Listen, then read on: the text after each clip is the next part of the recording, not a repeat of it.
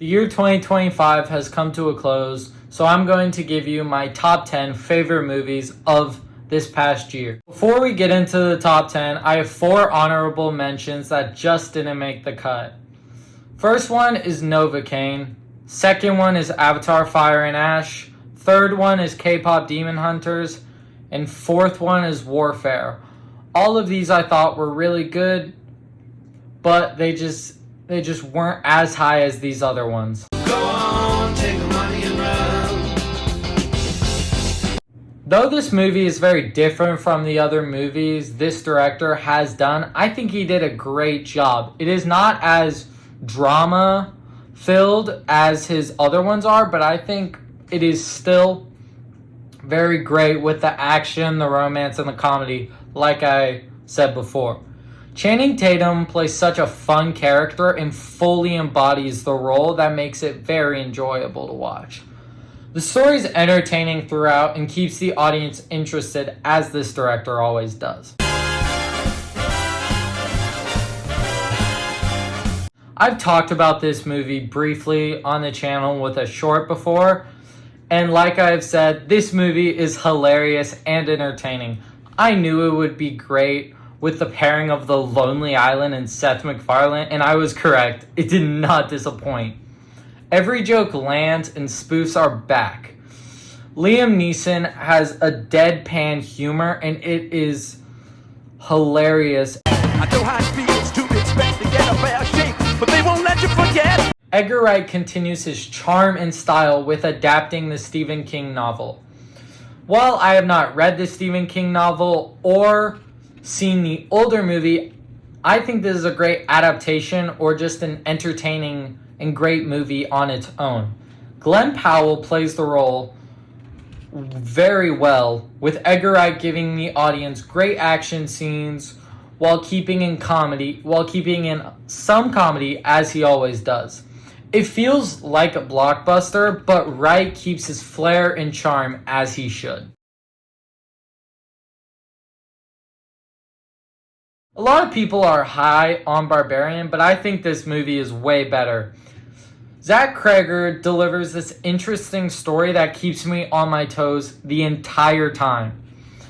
He does a great job directing it and making all of the scene or the storylines flow well, like the character stories flow well together. It was able to hook me quickly and had me on the reel for the full 2 hours. I loved the twist towards the end and did not think it got ridiculous in a bad way, as others have said online. Go on, take the money and run. Americana, which is the directorial debut of Tony Tost, who gives a sort of Tarantino style in the film. This movie had great writing, action, and felt like a lot of passion was put into making this film.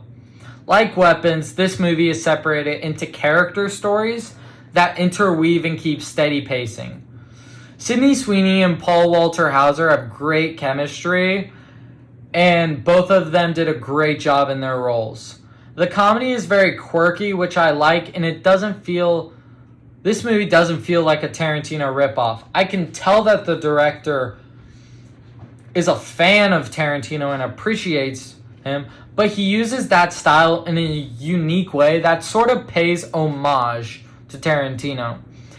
The action is very good and very intense and keeps me entertaining the entire time, and it gives a good bloodbath at the end like a Tarantino movie should, even though it's not Tarantino, but it's kind of, so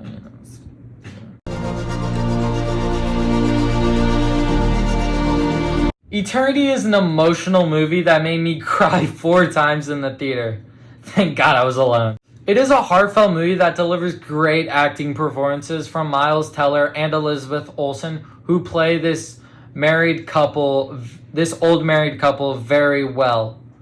Some of the eternities they have to choose from are also very funny.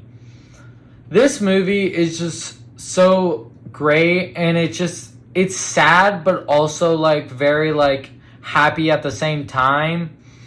It has comedy in it, but it is not like overshadowed or played in the wrong moments when it needs to be emotional. And when it is emotional, it hits so hard. This movie was also emotional because it was deeply personal for me. While this is just a superhero movie, it really isn't. This is one of the best projects Marvel has done since Endgame. And I'm including Deadpool and Wolverine, which I am very high on. It is action-packed while keeping it emotional, while still being able to balance the comedy. Each character isn't given too much screen time, or too little screen time.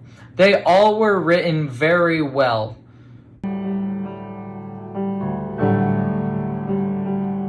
I've talked about this movie on the channel before, so I'll make this bit more brief. One Battle After Another is the first of Paul Thomas Anderson's filmography that I've seen, and I enjoyed it a whole lot. It was my favorite film of the year for a while, but then that changed. This film is shot so well, and it is written fantastically. Sean Penn plays a role that is deeply disturbing, but he is able to capture the role so well.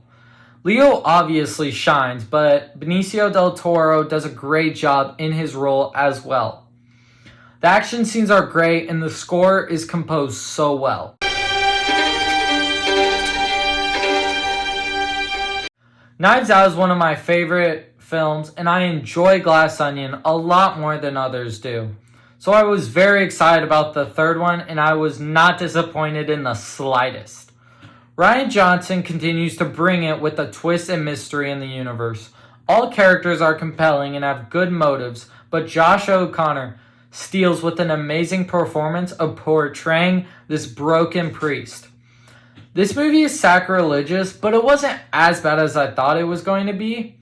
I watched a video by a real father who explains why or why not some moments are okay, and it helped me feel better about watching the film. I hope they don't milk out this series because this is one of my favorite trilogies, and I think Rian Johnson does a great job with the mystery, and whenever it got to the reveal, I was shocked. James Gunn delivers with this opener to the DCU. Superman is such a fun film that it had to be my number one. This movie is the only one that I watched more than once in the theater. That's how you know I really liked it. The humor lands while keeping a serious tone when it's needed. It has that James Gunn feel, but it's not too much James Gunn.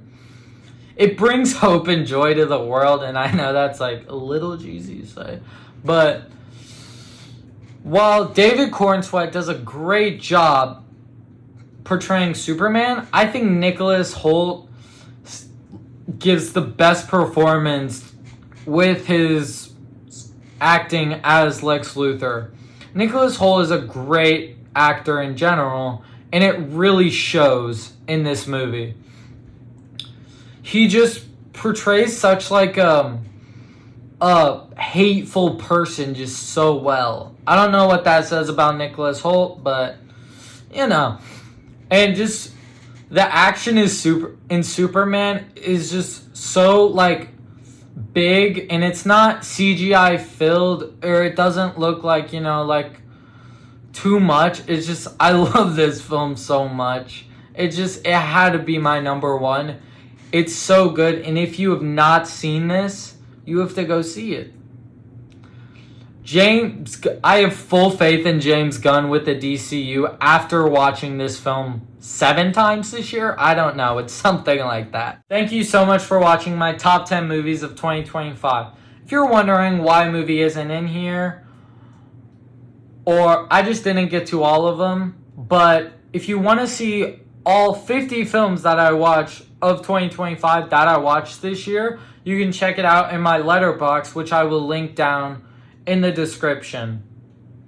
Comment down below if you want to see my least favorite movies of the year, and tell me what your top 5, top 10 even, were of 2025.